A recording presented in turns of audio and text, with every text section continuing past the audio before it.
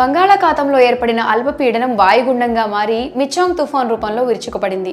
తమిళనాడు, ఆంధ్రప్రదేశ్ రాష్ట్రాలను వణికిస్తుంది. చెన్నై నగరం సంగతైతే చెప్పనక్కర్లేదు. భారీ వర్షాలకు అతలాకుతలమైంది. లోతట్టు ప్రాంతాలన్నీ నీట మునిగాయి. జనజీవనం అస్తవ్యస్తమైంది. ఈ తుఫాను దాటికి సుమారు 10 మంది మరణించారని సమాచారం. రోడ్లన్నీ జలమయమయ్యాయి. కార్లు కూడా కొట్టుకుపోయిన సంగతి విదితమే. ఈ తుఫాన్ చెన్నై తీర ప్రాంతాలన్నిటినీ విధ్వంసం చేసిందని చెప్పొచ్చు. అలాగే మిచాంగ్ ఆంధ్రప్రదేశ్ పై కూడా తీవ్ర ప్రభావాన్ని చూపించింది. అయితే చెన్నై అంత ఘోర పరిస్థితులు ఏపీలో లేకపోవడానికి కారణం ఇక్కడ వాలంటీర్ వ్యవస్థ. బంగాళాఖాతంలో వాయుగుండం ఏర్పడుతోందని, తమిళనాడుతో పాటు ఏపీపై తీవ్ర ప్రభావాన్ని చూపిస్తుందని భారత వాతావరణ శాఖ హెచ్చరించింది. పొరుగు రాష్ట్రం లైట్ తీసుకుంది. కానీ ఏపీలో అలా కాదు. వెంటనే అలర్ట్ అయింది ప్రభుత్వం. ముందస్తు చర్యలు తీసుకోవాలని అధికారులకు ఆదేశాలు జారీ చేసింది. దీంతో ఉన్నత అధికారులు గ్రామ వార్డు వాలంటీర్లను రంగంలోకి దింపారు. తుఫాన్ ప్రభావిత ప్రాంతాల్లోని తీర ముంపు ప్రాంతాలకు వెళ్లి అక్కడి ప్రజలను అప్రమత్తంగా ఉండాలని సూచించారు. సహాయక కేంద్రాలకు తరలి వెళ్లాలని సూచించారు. కొంతమంది ప్రజలు పరిస్థితిని అర్థం చేసుకుని శిబిరాలకు కదిలి వెళ్లారు. మత్స్యకారులను వేటకు వెళ్లొద్దని విన్నవించారు. అలాగే రైతులకు కొన్ని సూచనలు చేశారు. ఇక తుఫాన్ 2-3 రోజుల పాటు ఆంధ్రప్రదేశ్ ను కుదిపేసింది. అయితే అప్పటికే అలర్ట్ గా ఉన్న వాలంటీర్లు వెంటనే అక్కడికి సైన్యంలా కదిలారు. ప్రజలు ఎక్కడ తీవ్రంగా ప్రభావితమయ్యారో అక్కడకు చేరుకొని సహాయక చర్యలు చేపట్టారు. ఓ రకంగా చెప్పాలంటే ఇదొక రెస్క్యూ ఆపరేషన్ లా తీసుకొని ముందుకు కదిలారు.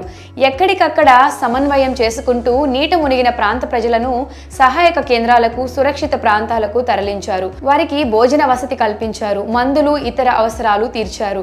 కల్లాలు, ఇతర ప్రాంతాల్లో ఆరబోసిన పంటలను పరీక్షించేందుకు ఆర్బీఐ కేంద్రాలకు తరలించేందుకు రైతులకు సహాయం చేశారు. జోరున వర్షం పడుతున్న పింఛన్ పంపిణీని ఎక్కడ ఆపలేదు. తడుస్తూనే మోకాళ్ల లోతులో నీళ్లు ఉన్న పింఛనుదారులకు నగదు అందజేశారు వాలంటీర్లు. వాలంటీర్లే లేకపోతే ఇంకా తీవ్ర నష్టం వాటిల్లేదని అనడంలో ఎటువంటి సందేహం లేదు. వాలంటీర్లు తుఫాన్ ముందస్తు చర్యలు ఎలా చేపట్టారో, ఆ తర్వాత కూడా రెస్క్యూ దళాలను మించిన కృషి చేశారు.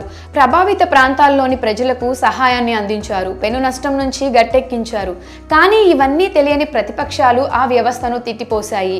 వాలంటీర్లను ఇష్టం వచ్చినట్లు నోరు పారేసుకున్నారు ప్రతిపక్ష నేతలు. వాలంటీర్లు అరాచకాలకు పాల్పడుతున్నారని, మానవ అక్రమ రవాణా జరుగుతుందని అపవాదులు వేశారు. సేవే పరమార్థంగా గ్రామ వార్డు వాలంటీర్ వ్యవస్థను తీసుకువచ్చారు ముఖ్యమంత్రి వైఎస్ జగన్మోహన్ రెడ్డి. ఏ ఉద్దేశంతో అయితే వాలంటీర్లు వచ్చారో వాటిని నిజం చేశారు.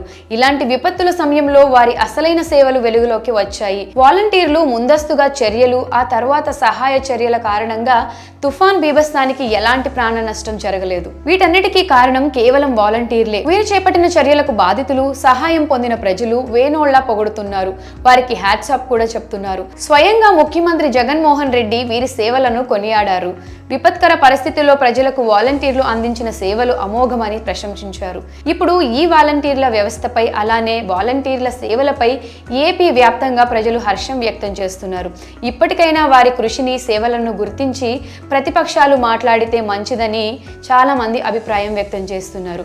మరి ఈ వాలంటీర్స్ వ్యవస్థపై మీ అభిప్రాయాన్ని కమెంట్ సెక్షన్లో కమెంట్ చేయండి.